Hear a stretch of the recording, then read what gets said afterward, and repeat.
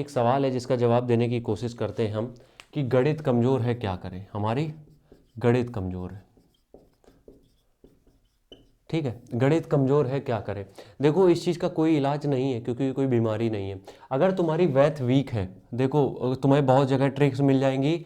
सबसे पहली बात यह रखना, ये जो ट्रिक्स होती है ना, ये ट्रिक्स, ये मतलब बहुत बड़ी दिक्कत है आज के टाइम की कि हर चीज़ की तुम्हें ट्रिक चाहिए, हर सवाल की ट्रिक चाहिए, हर चीज़ की तुम्हें ट्रिक चाहिए। नहीं होता इसे, ऐसे नहीं होता है। ठीक है, किसी भी चीज़ की तुम्हें ट्रिक नहीं मिल सकती और वो ट्रिक बहुत दिन तक अप्लाई नहीं कर सकते हो या फिर वो ट्रिक बहुत दिन तक काम नहीं आएगी। ठीक है, तो ये जो ट्रिक है इसके पीछे बिल्कुल भी मत भागो। हम तुम्हें बात करते हैं कि किस तरीके से मैथ कम मजबूत हो सकती है। देखो मैथ कमज़ोर है तो जाहिर सी बात है रीजनिंग में भी प्रॉब्लम होगी, तो मैथ तो हमें मजबूत करनी है। सबसे पहली बात याद रखो कि जो भी बेसिक फार्मूला है उनको तो कम से कम रट लो। जो बेसिक फार्मूला है वो हर एक किताब में तुम्हें मिल जाते हैं।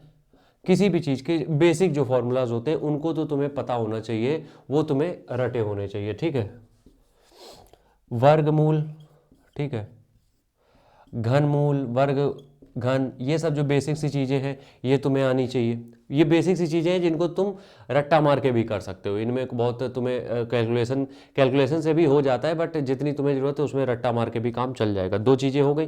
तीसरी चीज़, ये सब सारी चीज़ें हम तुम्हें जो बता रहे हैं वो करते रहोगे तो कैलकुलेशन बढ़िया हो जाएगी। लास्ट स्टेप तक सवाल को जाना है। अब देखो मान लो तुम कोई प्रैक्टिस में कोई सवाल लगा रहे हो, कहीं पे भी कोई सवाल लगा रहे हो, आदत होती है हमारी कि हम मतलब लास्ट स्टेप तक नहीं जाते हैं, हम पहले ही आंसर निकाल के रख देते हैं। देखो जब मॉक लगा रहे होगे वो तुम्हारा एक अलग चीज़ है कि मॉक टेस्ट दे रहे हो तो उसमें तुम शॉर्ट फॉर्म में कर देते हो, जल्दी कर देते हो, वो एक अलग मैटर है। लेकिन जब तुम प्रॉपर कोई तैयारी करते हो, जब तुम प्रॉपर कोई मतलब तैयारी की बात करें अगर क्या कह रहे थे हम, हाँ, जब तुम प्रॉपर सवाल लगा रहे हो, ठीक है, प्रैक्टिस में लगा रहे हो या कहीं पे भी लगा रहे हो, तो कोशिश ये किया करो कैलकुलेशन के लास्ट स्टेप तक जाया करो।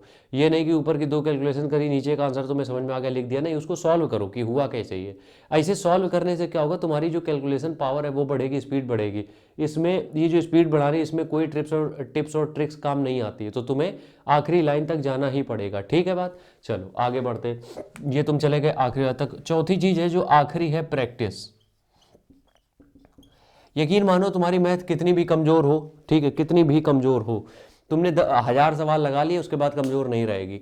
और यहाँ पे तुम तरीका ढूंढते हो कि कोई ट्रिक मिल जाए, हम चुपके से कहीं से मैथ की कैलकुलेशन करके सॉल्व कर ले, नहीं कर पाओगे।